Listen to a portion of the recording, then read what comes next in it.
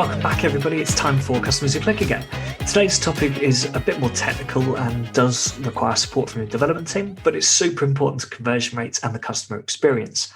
Today, we're talking about site speed, and I'm joined by Robert Rand of JetRails. Site speed is really important, so as marketers, you do need to work with your dev teams to make sure that all those extra widgets and plugins you want to install won't just trash your site speed. It's particularly important because Google rolls out an update in June that really focuses on site speed. But let's get Robert on to go into the detail. Hi, Robert. Thanks for joining me today. Can you tell us a bit about yourself, why you're doing what you do? Sure. Well, thanks for having me today. And my name's Robert. I oversee partnerships and alliances at JetRails, and I've been in the web, digital marketing, and e-commerce industries for probably about a decade and a half now. I started off really helping to build up a digital agency that did design development and digital marketing. Ultimately, we were acquired in 2017 after about 10 years of running. And it was a great experience helping brands like Swiss Gear and Invicta Watches to break into e-commerce.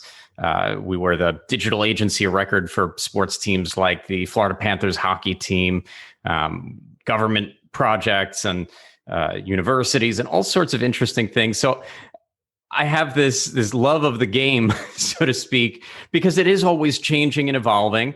And after that point, I kind of got a little bit of a breather and got back in on the partnership side, where I'd still get to work as part of this amazing internet community and helping businesses to grow and thrive. And that's led me to JetRails, where we provide mission critical web hosting, and we support both e-commerce and non-e-commerce users that need more overall stability, reliability, all the buzzwords, right? Speed, scalability, security, all these things mashed together. And I just found it was an awesome team to be a part of, and something that I felt really good about and still do about 2.5 years in. So hopefully that answers the question. Yeah, no, that sounds great. So obviously today we're talking about site speed, which is obviously really, really important for businesses, especially when it comes to kind of marketing and conversion rates. So yeah, do you want to just talk us through a bit around like why it's important to be kind of monitoring your site speed, like who's responsible for it? Sure. There's a few ways to break it down. So there's a lot of historical data here. We've known for many, many years, especially as users really started to pick up mobile devices, and whether it was 3G or earlier generations of mobile internet connections and things, it really started to matter more and more. And of course, as users began to do more on these devices, like shop. And sometimes I think one of the early challenges was convincing merchants that just because they don't buy on their phone or their tablet doesn't mean that that's not where they sit doing their research and learning about your brand and your products and figuring out what they want, even if they might still go to a desktop to make the ultimate purchase. And so the early data told us things like Google back toward 2016, stat that I like to just pull regularly. 53% of mobile site visitors would leave a page if it took longer than 3 seconds to load. And so that's 2016. We're going back 5 years. It's not really news to the market. And some of those same studies, that Google had commissioned, they saw that as page load times went from 1 second to 10 seconds, the probability of a mobile site visitor bouncing increased by 123%. So, that's going back a while, and so if you add the page load speed increase from 1 second, very fast, up to 5 seconds, the bounce rate increased 90%. And so, that's the history of this. Now we fast forward and, 2019, you have Unbounce doing more research, and, nearly 70% of consumers admit that page speed impacts their willingness to buy from an online retailer. Consumers sometimes think that they're more patient than they actually are in some of these studies. So we keep learning, and it keeps validating what's obvious, that we're impatient. We don't want to wait. We take it into account, and in some ways, it's probably subconscious that it helps us to identify trust and quality, whether a site is fast or not, or particular pages in a site. Sometimes there's that confusion between talking about the website loading speed and page loading speeds, because if the page that they're hitting is slow, that's what really matters. If you have a fast homepage, but you're driving them through a marketing campaign to a product page that's weighed down by something, one isn't going to help the other necessarily. So that's kind of the high level way of looking at why it's important in terms of who's responsible. Ultimately, the buck stops with the merchant. So, and that's because there are different things that are going to impact site speed. It's not one factor. It's not one sole vendor or item on a checklist. It's many. And so that's why typically the merchant, kind of like security, has to take the reins on it, has to ultimately be responsible, because at the end of the day, if it's bad, they're the ones suffering.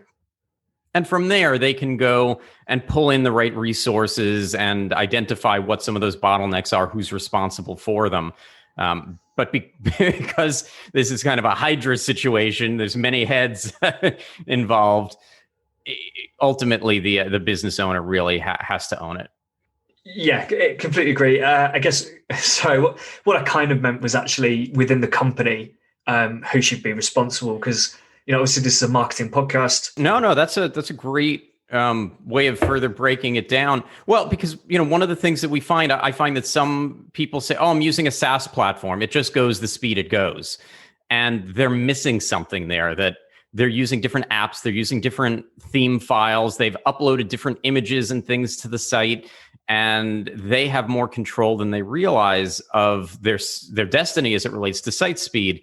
Within the business itself, there are going to be different stakeholders. And so marketing is absolutely going to be impacted in a myriad of different ways that I'm happy to chat about. But typically, and this really depends on the staffing of the business, whether it's more of a startup, small business, or whether it's a larger organization with a larger team. Typically, there's going to be some form of e-commerce manager, whoever's wearing that hat, that hopefully is going to act like the project manager when it comes to site speed and direct all of the appropriate in-house or external staff members or vendors to do what needs to be done to measure and ultimately optimize the site speed. If you're a marketer and you're not putting some internal pressure on your team to be focused on site speed and just allowing it to negatively impact you, you're not doing yourself a lot of justice. So I think that there is a bit of a, and that's where I use the term stakeholder. There is a bit of a shared responsibility to identify the challenges, even though it may not be the marketer who's ultimately responsible for addressing them. Yeah, I do think in marketing teams, just a lot of marketers just aren't even aware. They're not really aware it's an issue, and they wouldn't even consider it to be something that marketing should even be touching. It tends to be people who do, conversion rate optimization, like myself. Mm-hmm. That is something we're, fairly focused on. I do place an importance on it. I don't think it's going to end the world if you've got a slight, what would be considered a slightly high site speed, but it's something I'm paying attention to. I'm making sure that if new plugins and widgets and things are added, we're just monitoring how that affects site speed, because absolutely you can you can introduce some new like heat map tool or a new pop-up kind of widget or even a review tool, but if that bumps up your site speed, that's going to cause a problem, and you need to be aware of that. Well, and that's another key piece of the puzzle, that site speed changes over time. It's not static. It's just like security. There are new threats and new things that need to be dealt with. I draw a lot of parallels between the two. It is something that requires ongoing review and attention to just, like other things, you taste the soup, you make sure that it still tastes good, that it's still doing what you need it to do. But I think that, so there are a few layers to the onion that I like to peel back.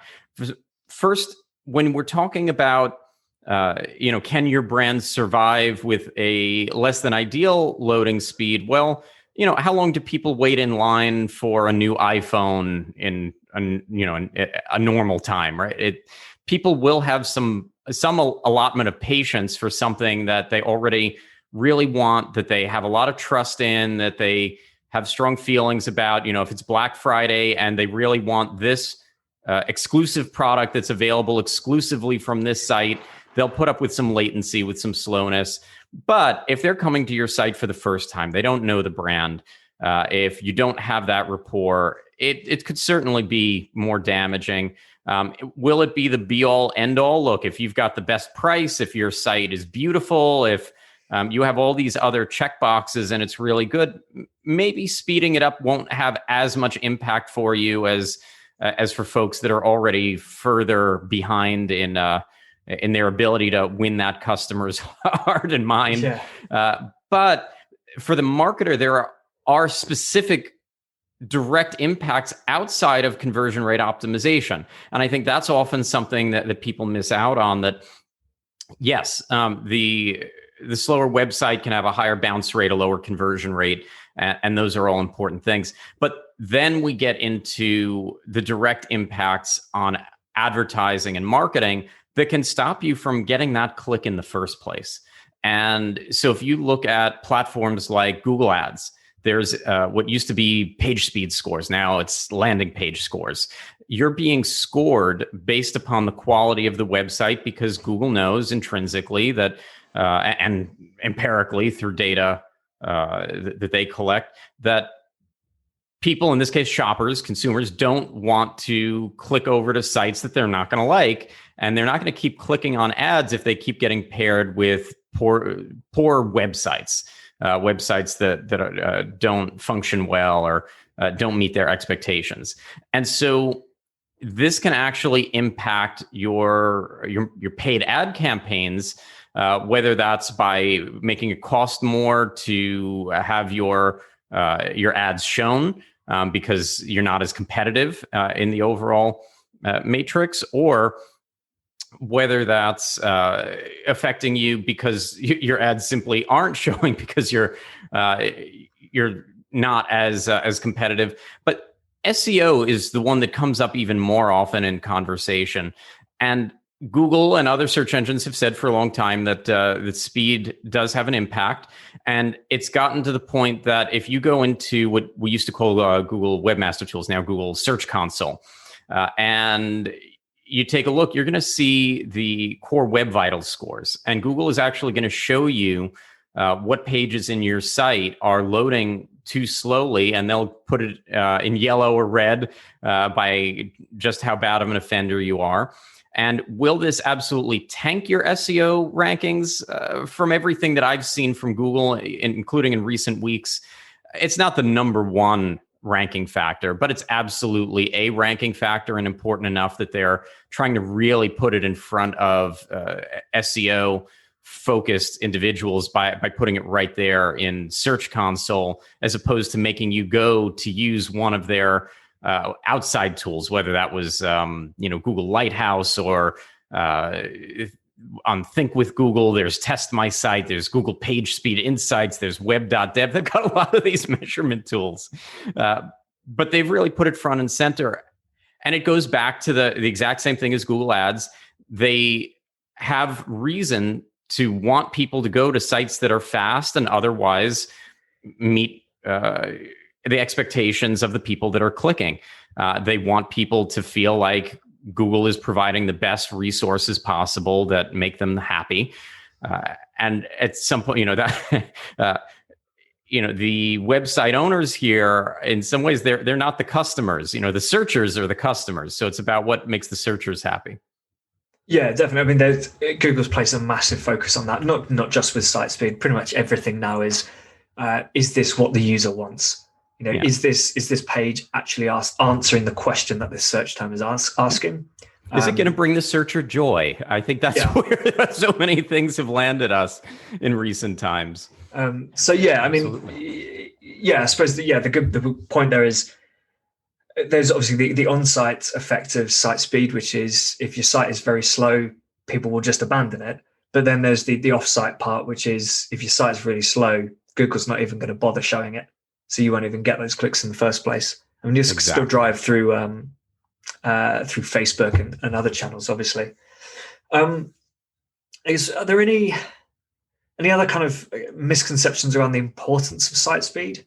Well, and I think we've really covered it. It's, people that don't realize that it matters as much as it does. And in other cases, people that, as you hit on, that might overfocus, that might think that, oh, if they just get their site to, this blazing fast speed, that they're going to rank above all of their competitors, or it's going to do something magical for them, when in reality, it is more nuanced.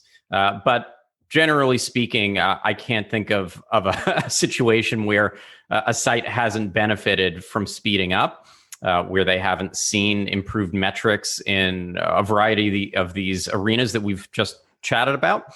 So it's a net positive. It's kind of like your doctor telling you that you should eat healthy foods and you should exercise and do other good things. Those that stick to a pretty good regimen, generally speaking, higher quality of life, maybe more longevity, other benefits. Similar here, that it's not that by eating healthy and exercising you're going to live to be 200. It's not an infinite or exponential increase, but it's definitely going to have net benefits, and I don't think anybody's going to argue that. Yeah, no, completely agree. Have you got maybe some examples of things that businesses need to be doing when trying to optimize site speed? I guess Sure. maybe from a marketing point of view. So obviously there's the stuff right in the background, the technical stuff. When it comes to impacting the customer and maybe stuff that marketers could be doing to the website that might be positively or negatively impacting it. So absolutely, there are things that are impacted by the technologies being used in the site. The website platform, the web hosting layers, including content delivery networks and things. But at a high level, when a marketer is adding content to a website, it's important to think about the weight that's being added. There are easy ways to compress images. Typically for the web, we've said for years, instead of like 300 DPI, 300 dots per inch that you would use for printing, you'd go to 72 DPI for having images on the website, the same way that you might upload it at a size that's more appropriate. It might not need to be like, saved out at a full screen resolution, that you would save something at a more appropriate size. There are actually, aside from using tools like Photoshop to do this, there are even websites like squish.app that make it really easy to just drag and drop something in there, and it'll resize it for you, bring down that DPI, the dots per inch, and do things to help to make sure that as you're loading this content, that it's not going to have as much weight on the web page itself. It's not going to take as long to load. Similarly, it's so many today, they're going to use a third-party video player if they have any video to add, including maybe a video that does a walkthrough of some kind of product, shows off a product, that whether that's hosted with Vimeo or YouTube or some external resource, you keep it somewhere where it's embedded in that way, and it's not really slowing down the loading of the web page itself. It's not trying to load this 20 megabyte video file along with the web page. And so a lot of it is just being cognizant as a marketer that what you add has an impact, that what you put in is what you get out. Once marketers really get savvy around that as an overall way of thinking, it usually gets a lot better. And when they collaborate with whoever their web developers are, to make sure that they're using the right tools, or they're doing things that make sense from that technical perspective in terms of how they're adding content, what they're adding, everything's good. Sometimes marketers, they want to make a homepage that's a mile long and has, what feel like an eternity worth of images to scroll through. and at some point, you can minimize the size of those. You can do a lot of good things in terms of how they load, but you've still added a lot for the shopper or the web visitor's browser to load. So I think being mindful is always step one for marketers. I suppose what brands really need is just, or not just, but some processes and stuff in place to make sure that for anyone who has the ability to add something to the site, they have a checklist to run through to say, if you're adding an image, have you compressed it? Have you done this and that? Have you uploaded it in this method, which is quicker? Or have you, done it in a way which is just adding, a few megabytes? I was do you need that thing in the first place, or are you just doing it, just because? There are a lot of things, surprisingly, that when you go back and look at it, it's, we really didn't need that. Yeah. If it's circumspect, maybe sometimes less is more. And I think also for other visual reasons and other things, sometimes less is more, letting the shopper or other website visitors stay focused on whatever your call to action is, and not having them diverted by as many heavy visual elements. But I'll add to that for the marketer. I think step 2 is being cognizant that whatever they're asking for in terms of scripts being added to the site, apps and extensions and plugins and modules and add-ons, whatever they're called with the website platform, the content management system, the CMS that you're using, that those have an impact too. And I think that that's also sometimes lost, that marketers can sometimes ask for a lot of things to be loaded with the website and not really realize the impact that can have. And including just sometimes it's just widgets, things that are pulling in from social media platforms or other places that sometimes you assume that these platforms are well optimized and they're going to load quickly and they're not going to cause you any grief, but sometimes they do. Well, I've seen, those, on a lot of e-commerce websites, you'll open up the navigation, particularly on desktop, and they will have the kind of list of categories and items. And on the right-hand side, they have an image for some reason. They just, put images there. I've seen, megabytes worth of images, GIFs in there that are, I think on one website, it was pretty much the biggest media asset on this website. I think it was about 4 or 5 megabytes. And it was this, I think a GIF on this navigation menu, which was not clickable. It was just so pointless. But someone had thought, we'll put that there because we've built this function to kind of highlight these messages, therefore we'll use it.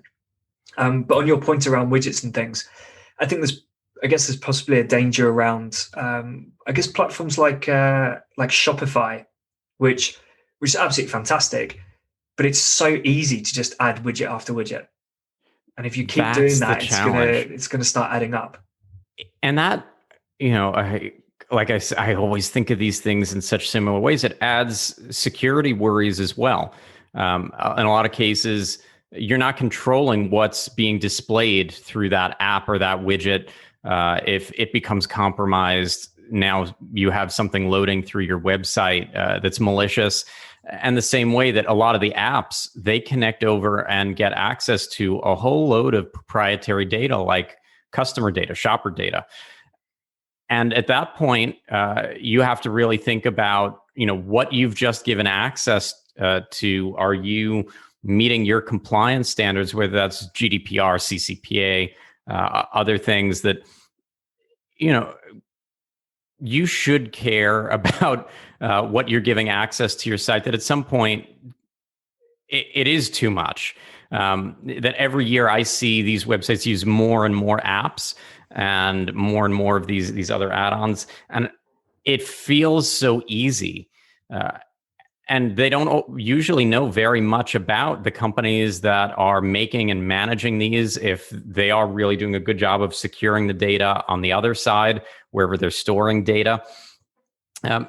So with the open source world, platforms like Magento and WooCommerce, you would typically buy some kind of extension or plugin, you'd install it, and it's yours, and it's really, for the most part, sitting within your hosting environment and and that's that. But when you've got 20 apps with access to all of your data and able to load things through your website outside of your control and all sorts of things, it's a different security challenge. And especially, I think, because for a lot of folks, they don't see the challenge because there's that just assumption that I'm paying for it, and so that's on someone else. When additively, you really are taking on more risk. It's basically technical debt that now you have all these different potential things that can break down, that can have issues.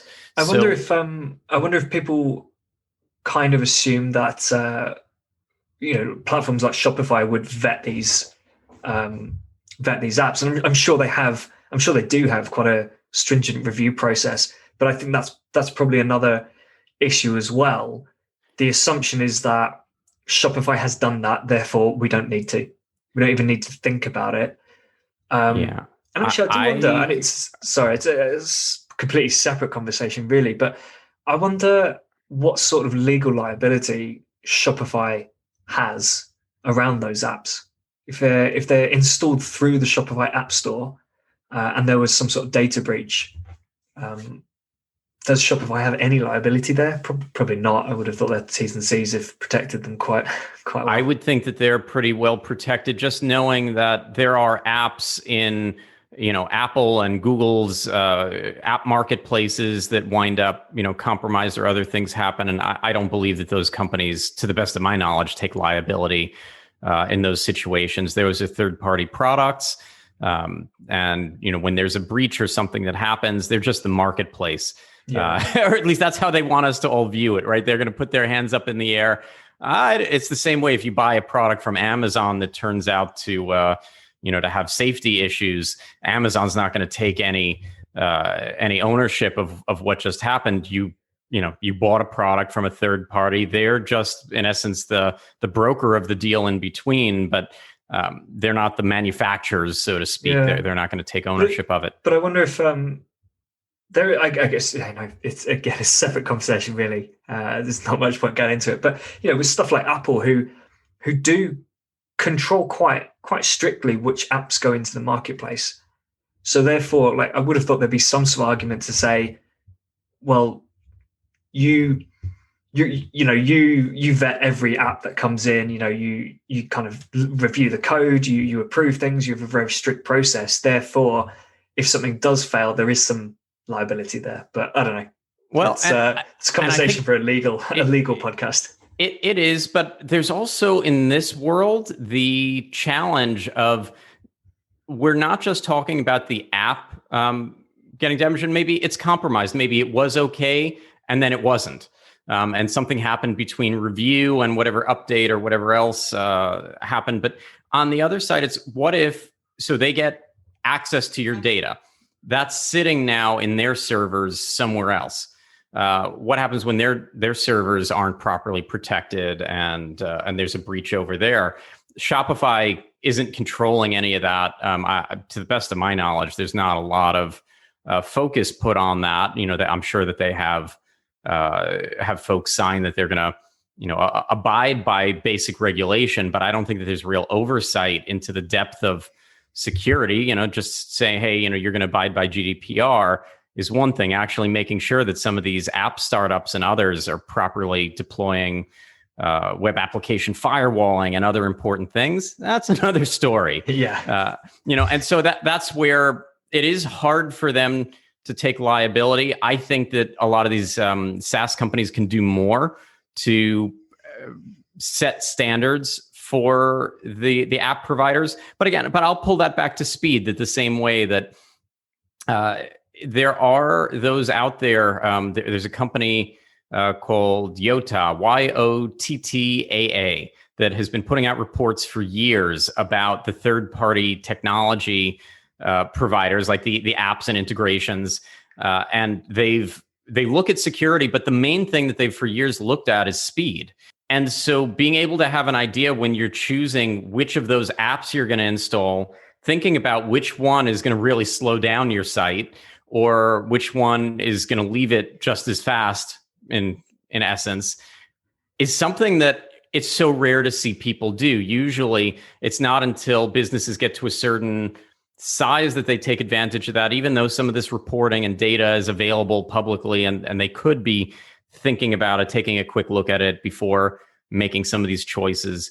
So I think that as we go forward, that more and more businesses are going to get savvy to just doing a little bit of investigating on their own, not making the assumption that that the SaaS company or whatever other provider is going to be doing it all for them. Again, in the open source world, these users retain a lot more control in many cases, and they are doing better with some of this. But in the SaaS world, I think that there's still that that bridge, that gap that we need to get across with it. Yeah, definitely. So I suppose we've talked about a few mistakes that brands make around, adding loads of widgets and which can impact site speed. Do you have any? Are there any examples of things that maybe people are doing to try and improve site speed, but actually have the opposite effect? It's probably a bit of a niche question, but yes, I guess it's maybe a misconception then. Is there any misconceptions around techniques to improve site speed which actually don't really impact it? Or so there is actually, there are a lot of these speed tests. I mentioned some of the Google ones. One of my favorite for years has been GT Metrics. There's others, from Pingdom and webpagetest.org and KeyCDN and Dare Boost and all these speed tests. And those are great, but they're not going to, the same with the Google tests, they're not going to necessarily be built with your website in mind. And so depending on what technology you're using in your stack, they may have a hard time. There may be false positives there. And in some cases, what I see is business owners that want to get, let's call it, an A plus. They want a perfect score. They want 100%. And when you're talking about a more complex e-commerce site, that's just usually not feasible. That's not what you want to be focused on.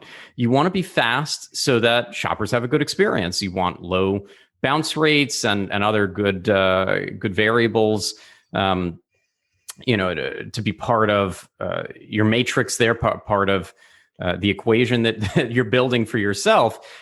But you don't want to get focused on dumping money into getting this little thing improved that's not really going to change the speed, that it's going to be a fraction of a, you're talking, if it's going to change your site speed by 2 milliseconds and you just spent, $1,000 trying to achieve it, I don't know how to justify it for most merchants.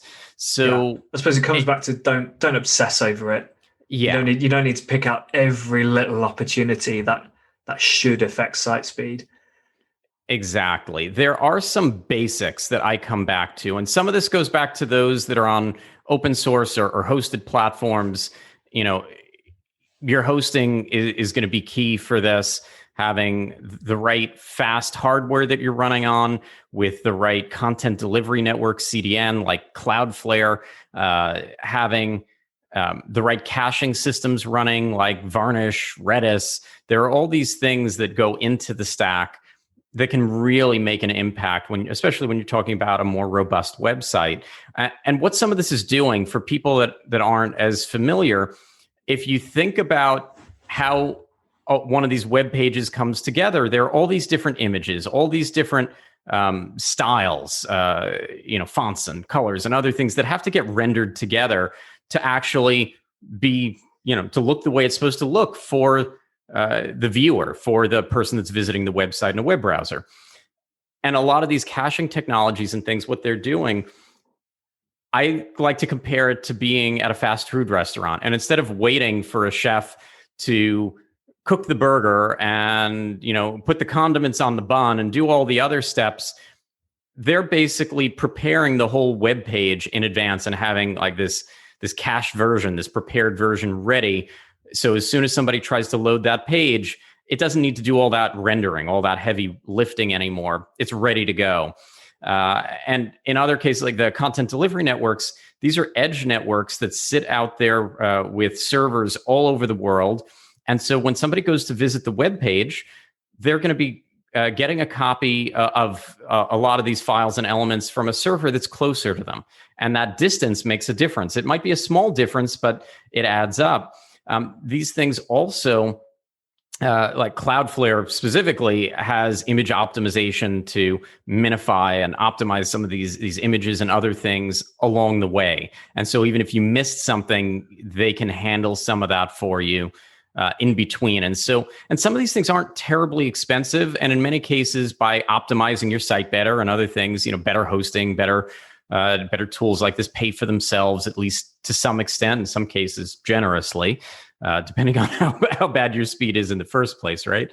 But you get those layers. Then, and so things like time to first byte, the time it takes just after the person types that web address or clicks to visit that website in their web browser to start getting any data, it should be,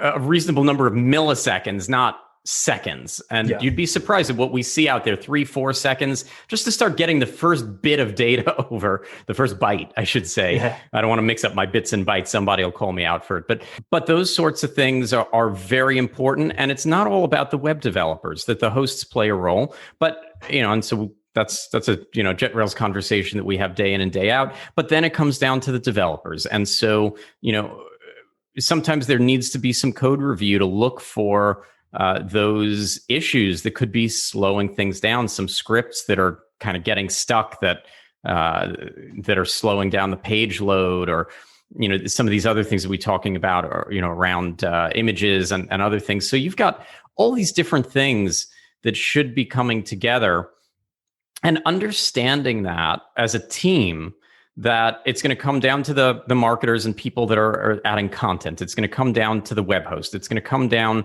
to the developers and their coding and the quality of their work and the optimization that they engage in, including minifying and doing other things to their code, so that instead of running a bunch of files to do one thing, they add it all to one file, and that's less intensive when it comes time to load the site. So there's a lot happening there. And it doesn't have to be a lot when you've got a good team working together on it. When everyone just kind of throws their hands in the air and assumes somebody is taking care of this, or it's one person's responsibility, that's where I usually see these things fall by the wayside. Okay, yeah, some great ideas there, great tips. Are there any?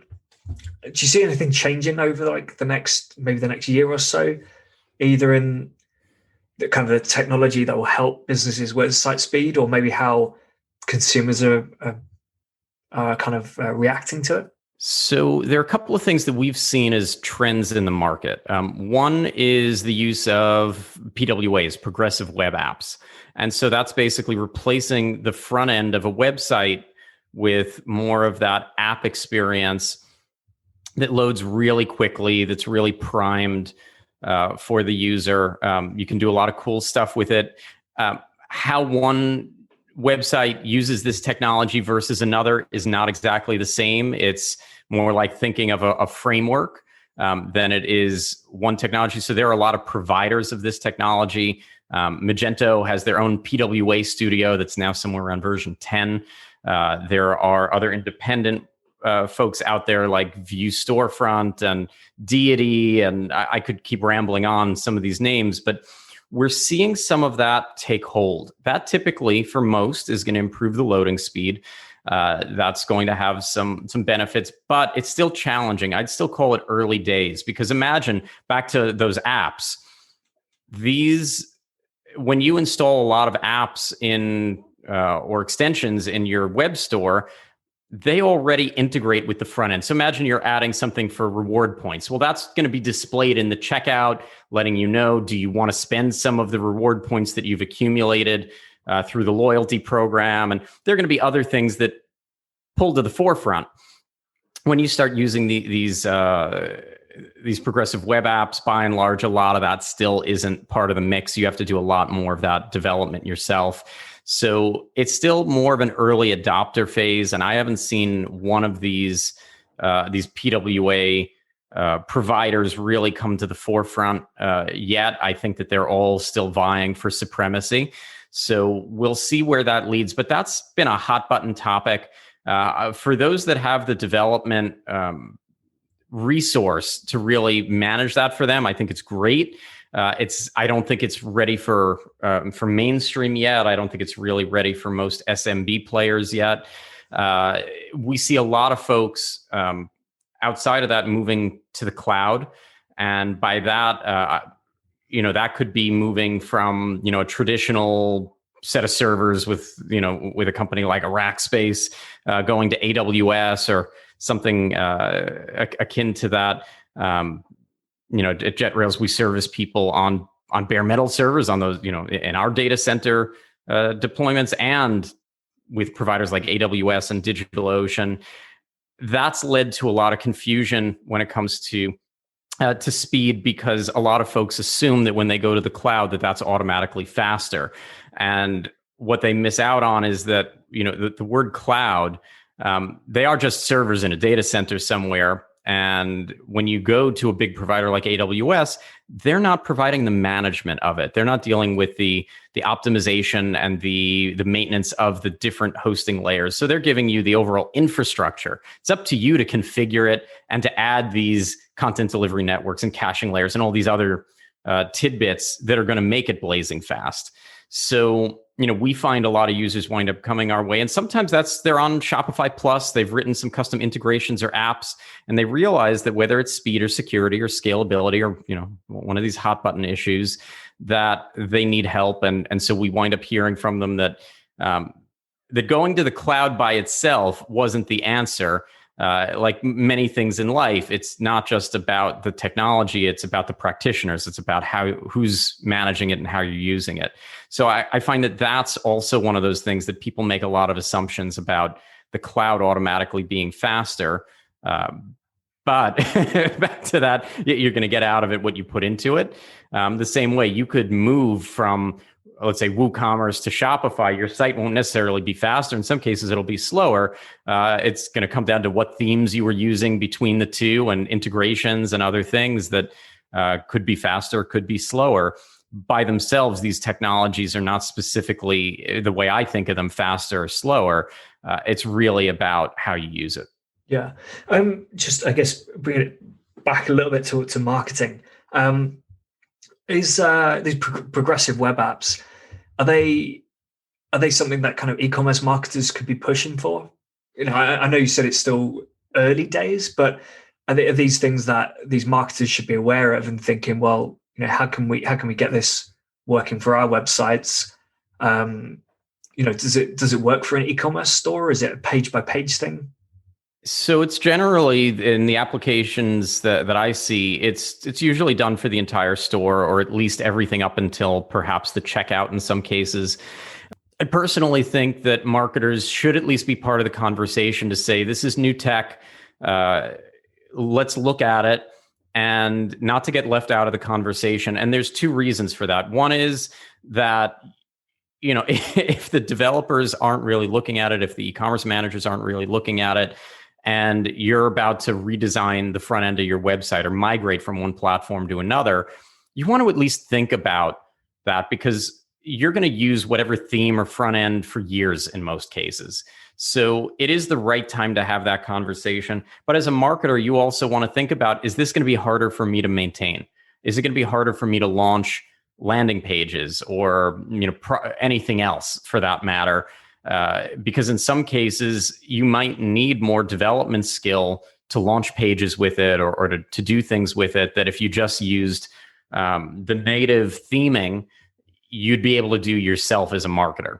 And so I think that's an important question that, marketers would know. They hear, we're going with this new progressive web app for the front of the website. That sounds great. It's going to be faster. People are going to be able to save a tile on their mobile devices, just like any other app. There are other cool things we can do with it. We can create different experiences with it that can load on different kinds of devices, like kiosks in our stores or other places and ways. And so lots of great reasons, right? But they might not be thinking about how it's going to impact them, and they should really be having that conversation before anything is written in stone. Yeah, definitely. I think it is an issue I've seen quite a few times where marketers kind of get left out of the conversations, and suddenly a website has been redeployed on a new platform or an app has been rebuilt. And pretty much the only thing marketers know is that this is happening. Yeah, well, and you have to ask as a marketer, okay, it's going to be fast, but is it going to be easy for the search engines to read the actual content based on how it's going to be served up? Sometimes yes, sometimes a little bit less so from what I've seen, because things are just sitting in JavaScript or in other languages, again, depending on the front end that's going to be deployed. You want to be asking, from an SEO perspective, if you're involved in that, what the expectations are. And the same way, look, that with any migration, you want to be asking about things like, is the URL structure going to stay the same? Because if not, you have to worry about losing rankings because search engines like Google aren't going to see all the old pages with whatever backlinks, link juice, value that they had.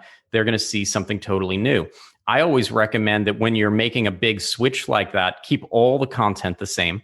If you absolutely need to change their URL structure, make sure that you have your 301 redirects ready, but keep all the content the same so that at least the search engines recognize, the let's call it the picture frame changed, but the picture is the same. That, don't devalue this and think that it's completely different and now you have to start building up value again, at least there'll be some loss. So, there'll always be some fluctuation. There's a bit of that roller coaster as you're getting re-indexed when you make major changes in a lot of cases. But there are these things that I do like to think it's important to think about.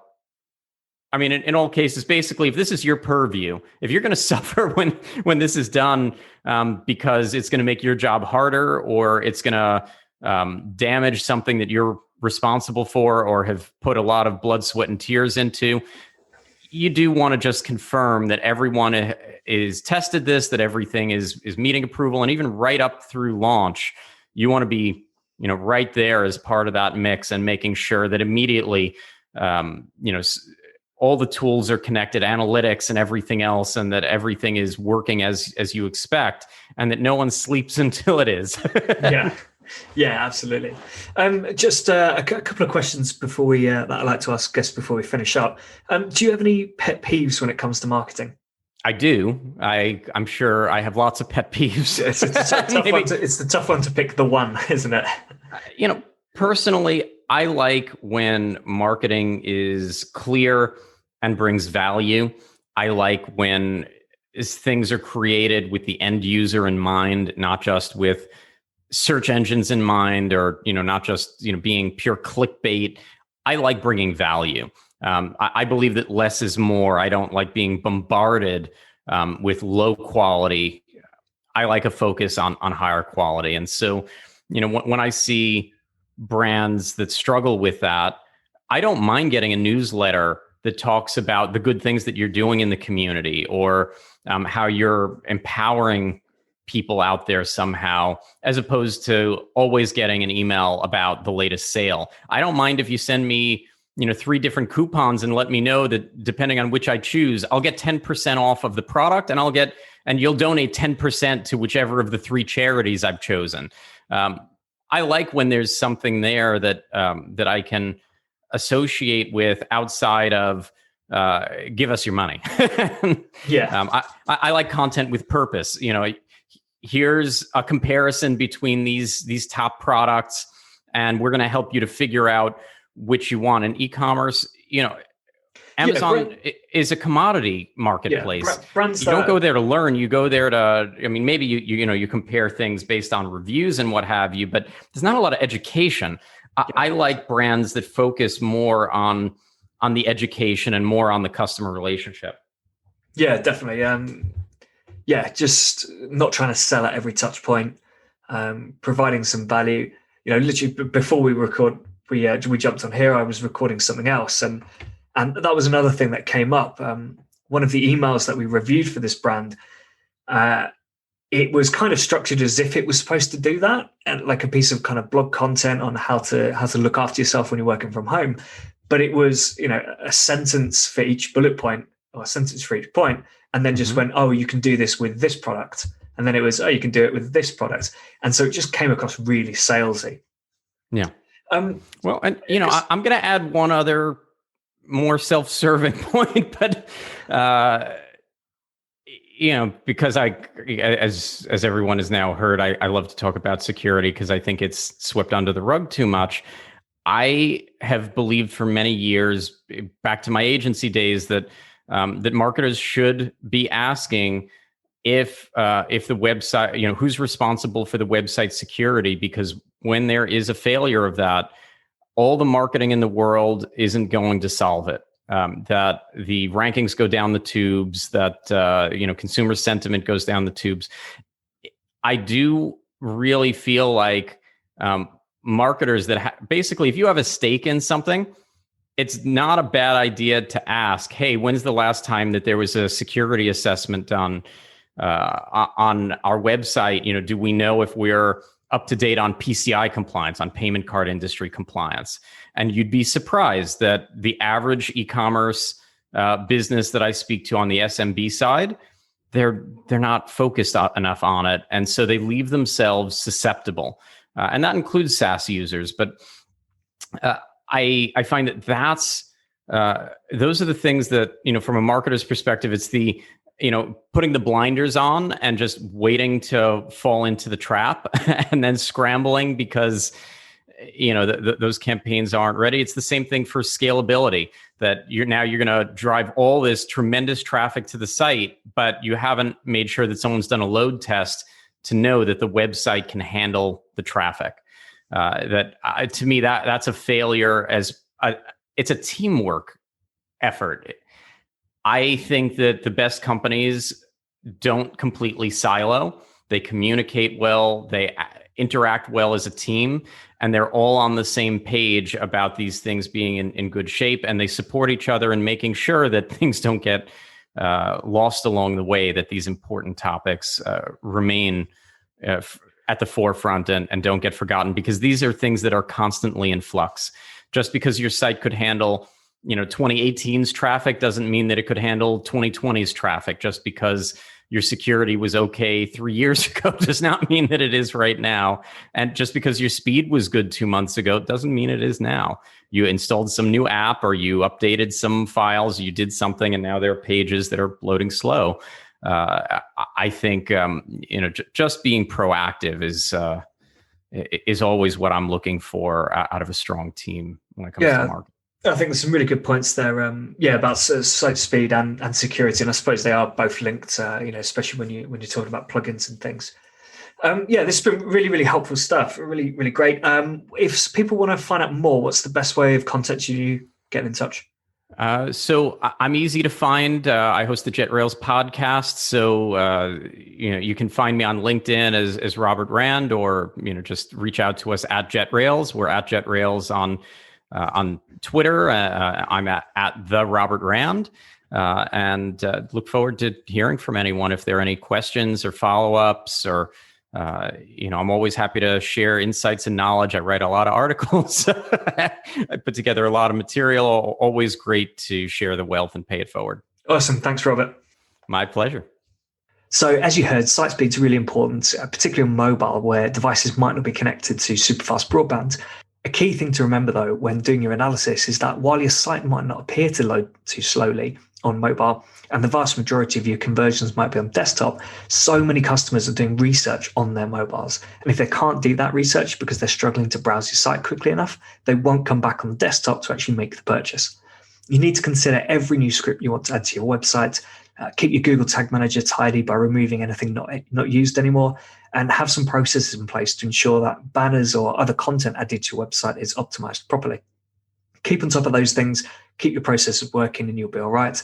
But if you let people loose on your website with no processes in place, you're just going to see your site speed skyrocket. If you want to reach out to Robert, you can find him on LinkedIn or Twitter as Robert Rand, or contact JetRails directly. Any other podcast questions, feedback, guest requests, etc., please tweet me at Will Lawrenson. Next up, I've got Derek Haney. We're going to be talking about tech stacks and how to identify the right tool to solve your problems. But until then, keep those customers clicking.